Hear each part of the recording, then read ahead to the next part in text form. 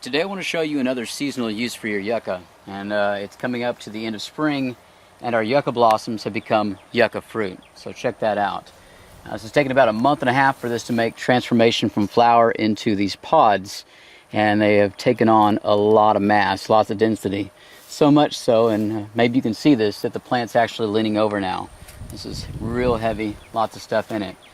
Now we're going to be baking these. These are edible up to the point where they start to dry out and the seeds are going to mature inside of them. At that point you're just getting way too much fiber. So about 6 or 7 of these will make a pretty good meal. Today we're going to be showing you how to bake them using primitive means. Sometimes I'll come out and slice them up. They'll slice up like okra, and I could saute them, and I put them in my omelet there once in a while. But as you go ahead and harvest some of these beans, only take the ones you need. Make sure that you're not getting any that are damaged or diseased. You can see that the insects or some kind of critter's gone ahead and eaten inside of there, so leave those alone. Otherwise, you've got a food source for a couple weeks before they dry out. And if you haven't seen my other videos on yucca, go ahead and check those out. Furthermore, here in about a month, whenever these seeds mature, I'll show you how to make bread out of the seeds. So let's go ahead and cook these up and get started. We're going to be baking these in the ground, so right now I'm going to show you how to build a very simple and efficient stone oven right over the top of this bed of coals. Now we got our fire started about 30 minutes ago. We got some hardwoods in there, and those coals are letting off some good heat, so they'll die back a little bit. Hopefully by the time I'm done building this oven, they should be just about right. I'll go ahead and speed up the video so that you don't have to sit there and watch me work slowly, and I'll talk more about what I built when I'm done.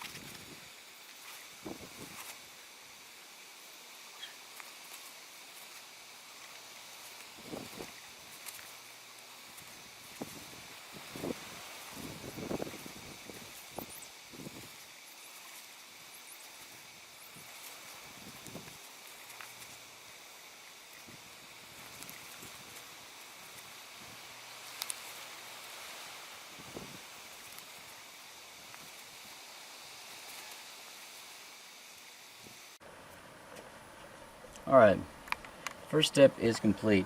Now what I've done is I've gone ahead and made a simple gasket, and I'll reinforce this and pack it down in just a little while once I get the things to cooking. Now back here behind me is the important part. And you can bake things in the ground in a multitude of ways, but you're always dealing with dirt and sand and debris, and I'll show you some of those methods, but this is what I prefer because I've got this stone.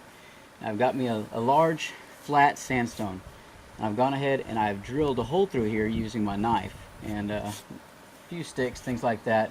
Our sandstone comes in different grades out here. Sometimes you can find the stuff that you can go ahead and dig through pretty fast. So we're going to be using this as a capstone. Before that, I'll be putting my food, which today is the yucca fruit, on a platter in the middle of our coals. We're only going to be cooking just a few of these yuccas. You don't want to pick more than you need, so about 6 or 7 will work nicely. Now I've gone ahead and put this platter in the bottom, and that's pretty much going to be my baking tray. It works out pretty well. I'm going to set my yucca fruit on top of that, and this goes for any kind of food that's going to keep it off of those coals, keep it from burning, and give it a good surface to bake upon. Now you can use smaller, you can use larger. If you don't have sandstone like this or any stone that'll work, a lot of people will actually go and put a layer of sand over it, kind of bank the fire for a moment, You can also throw down sphagnum moss or rushes or anything else like that.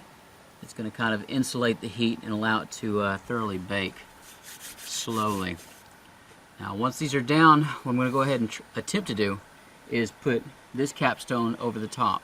And once that's on there, I'll go ahead and reinforce the sides, add some more insulation, because what I'm wanting to do is tame where the heat goes. Now normally the heat's going all over the place. I'm going to capture that inside of the oven compartment, which will be this area right here with the stone on top. And I'm wanting the heat and the smoke to filter out through this hole. And that's for two different reasons. If you completely cover over your food, your fire is going to stop burning. Some of the coals might continue giving you heat for a long time, but a lot of these coals are still burning, and I want to cook this within an hour or two. So I want the oxygen to come down through the hole. I want this to continue burning and breathing. We'll see if we can't get it started.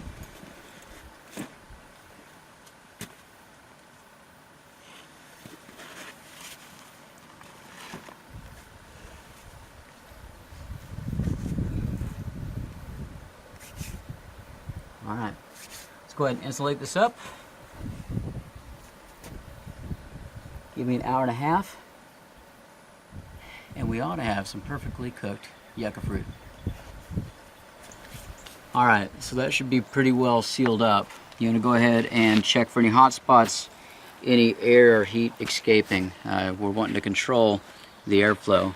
Now you can enlarge the hole, you can go ahead and block it if you need to, but the idea is that you are controlling the amount of oxygen that's going in and out of this chamber. And in doing so, you're going to be controlling how hot your fire is going to get, and how far down and how fast your coals are going to burn. So we'll go ahead and let this keep on cooking. It's up. Alright, it's been about an hour and a half. Got some really good heat coming off this rock, so it is time to check our yucca fruits and see if we've gotten something. You want to be careful. If you got gloves, use those. Otherwise, the trick is opening this up without getting dirt on your food. Go ahead and take this all the way over and lower it down. Alright, so check that out.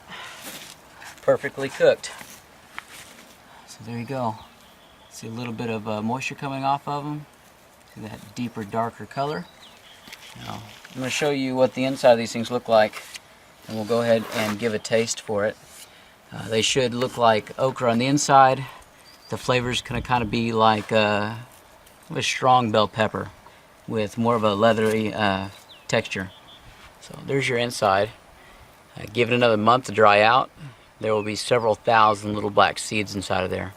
So this thing gets really hard and inedible. So you can slice it up, put it in your favorite meal. Works out real well. Looks just like okra. And the taste is real earthy. Seeds are so soft, lots of calories. Good survival food, guys. So we'll be using this type of oven a couple more times. I did go ahead and forget to use mulberry. Sometimes I'll put mulberry leaves on the very bottom. I like to do that to make sure that there's not any dirt in my food, but I got a little excited staring at the sun and didn't think too well. But like and subscribe, guys, and as always, till next time.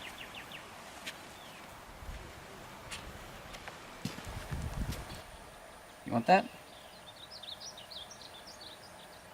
It's probably not your cup of tea. But I want to show y'all one more thing, guys, before everybody starts coming after me. This hole right here looks pretty perfect. And that was done with a Leatherman wave. I know you blade guys will freak out about that, but you can port holes real easy with one of these.